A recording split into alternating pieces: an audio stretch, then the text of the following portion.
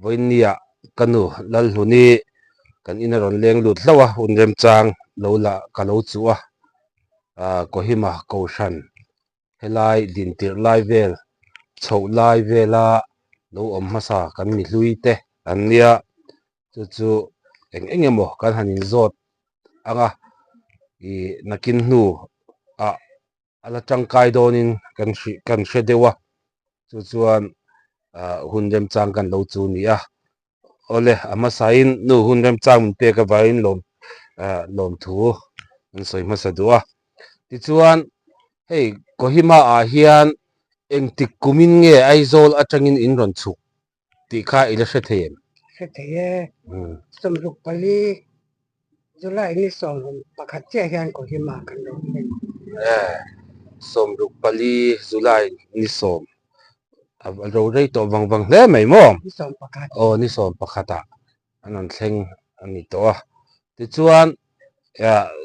khalampang kha chu kan in zot thui lo mai anga I lo hei Koshan chung changa han lut chhoila helaya tu in ron chuk thak tlim khan I keini mizo ho kha helai lo om ve te po khan lo om ni khan kan hria tu nge in ron om lai khan in lo om lai khan lo om ve nge in hnuai ron om an ni ti kha ila hre thei hlomem kan lo kan lai chan ko thang ta na che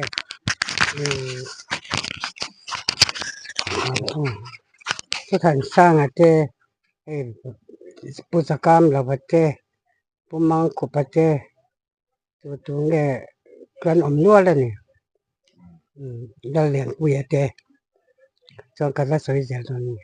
tu nge om ho ka ya te zong ka an soila in ron om lima lo om ho ka mo ya pusaka tu ka soi to chan thanga pa kan tin ba chung ku ki vai pe ne ma se ki ni kan in khom vet the chung ho chu kan ni de mai hang lai chan civil lamat na thokho kha tu nge ka se chang pak to lo ni lo mo me chuan I ti khan Koshan ang deuh khan Paul ang deuh khan in om ve ni khan kan hria quarter vela khan inin khom thin ni khan kan hria chu tu ina nge inin khom thin la lian po ya ina kan in khom the na khemi bethel chak police lena la lian po ya quarter kan in khom the ani chu te chuan khata khan inin khom khan Assam phai tual ti ang deuh khan Koshan hming te kha inin vua ve kan lai kan san phai to lan te men ran bial tu te po khan am ve pu biak tuang ania chu pu biak tuang chu pastor ti na nge ni enge pastor ne Assam phai tual atanga ron silong atangin mo alo ni chu chuan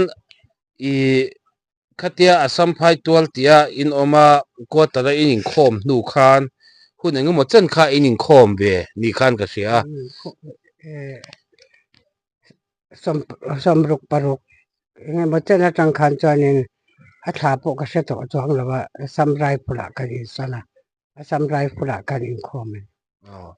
chumi Assam rifle in khom khan hei hruai tu deuh te lo nei anga ya chunga chuan tu te nge hei Koshan upa ang deuh khan I in nei ve thowem lal du zwala puthan sanga lo nia lal du zwala te lal du zwala Dimapur atang ron pem thawa lal du zwala khanya chu ba ka post office thok pu zale ra te ho te pa ni gan ho tu de chu u siam ma te ani chu ti chuan peng le ta dor ila khami Assam rifle atanga in om lai khan ngor ho purwala te po kha ni na em cha a ho tu de le ka chuan purwala te po ni mo ka te mo ka te purwala te po ni in ka se ta ni ole ai nga po chun se han chiang fak ti kha chu thil har sa takani to do na ti chuan Assam rifle in khom lai khan emni tu na kan biakin hmun kan nei so in deal samruk paruk khan đi xe khăn bu holiday bu sắp tết khăn tìm mẹ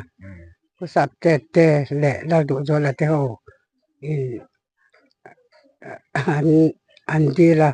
khăn biết in hun cho khăn một chu chu alo ni dei to hei golden jubilee te po kan lo lom to reng boka min malak na tun thlengin khatiang ho khami dang tam tak ho kha chu mual min liam san to ni in kan thria mizoram lama te an han pem chho to a khang ho kha an sul nu voini thlengin helaya mizo koshan presbyterian koshan kan lan ding theya chung zinga asul su tu hei kan lal luni te kan han komna a beng war thlak leng ka hria ti chuan engtik kum che in nge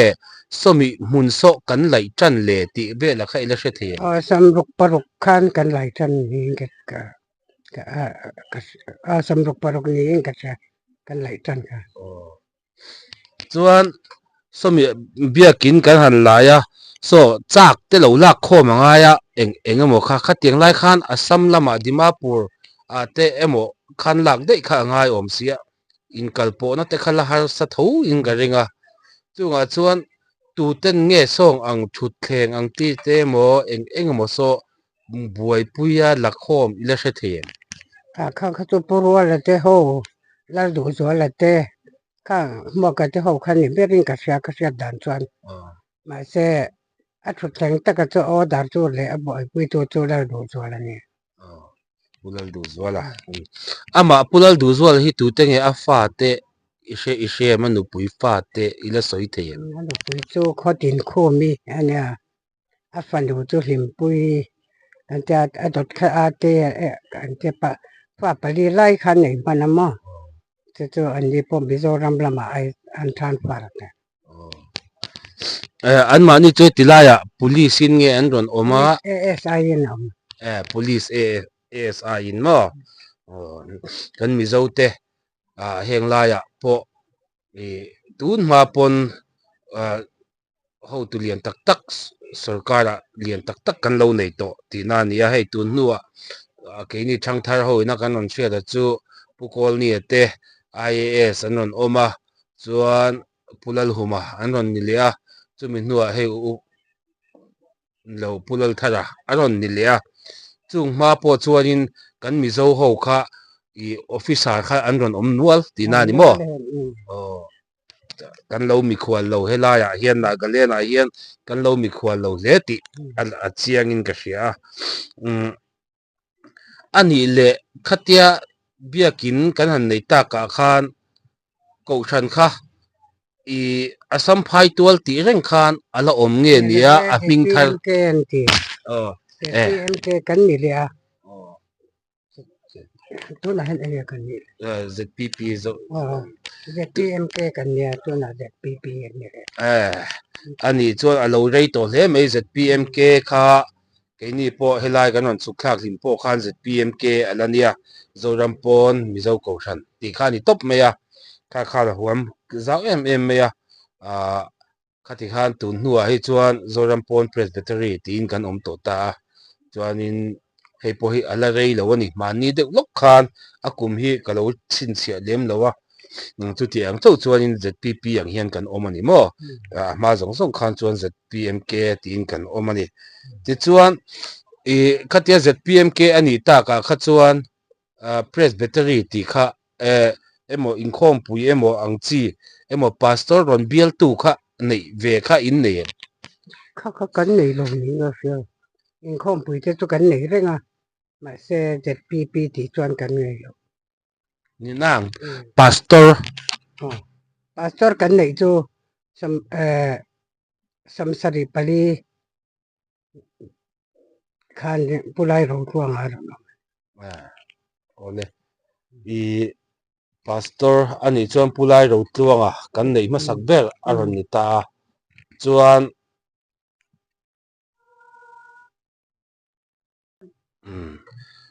pulai ro tluanga chu sangkha zakwa somsari palia helaya pastorin aron om to ti na ni ta chuan ama nu nge ama om lai khan upapa ngai angin inin thlang ve em om lai atanga in thlang kan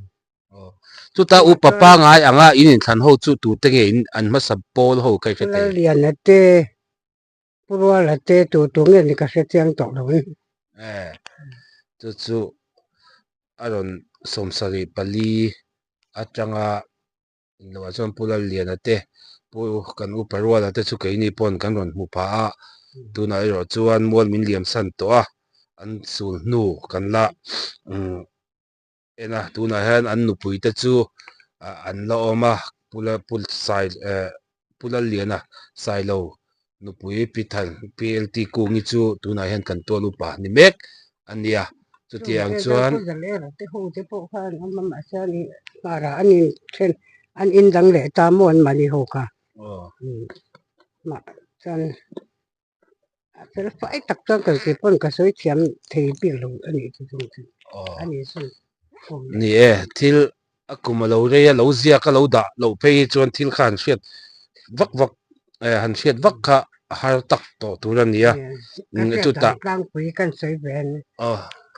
con cái lệ u cho nên phần là sẽ tiếng rộng mấy thế mà ni an ni te po rem changa kan la kom ve le te ranga i la i kan upa nu puite lomi upa masa nu puite a hruai tu masa te nu puite nia chunga chuan i ko ani le kan zo le du che pakhat chu hei ko hi ma pastor bia langin tu na hian kan kho sameka dimapur te chumu te tikhuan peren te aron kan nei ve ta ni bia langa khan mo hemi dip ko hi ma chunga kan khang ho kha i dimapur khuan ko than anga an din ve hun lai om ang vel hi i hre thei cả sẽ tiếng thì mẹ lộ có làm cái bằng của tôi a chan chu tu te nge lo hruai tu ma sa ti te po kha ni om na mun kha hla sia thil har sa takan do in kal po u sai kwa cái cái số mà cái khăn ni mấy cái cái quay tụi mà sa thì mà bỏ có cho cái tiếng làว่าtụi mua có cho rõ cho u cho là khăn ni cái cái tụi bé để anh mà cho nha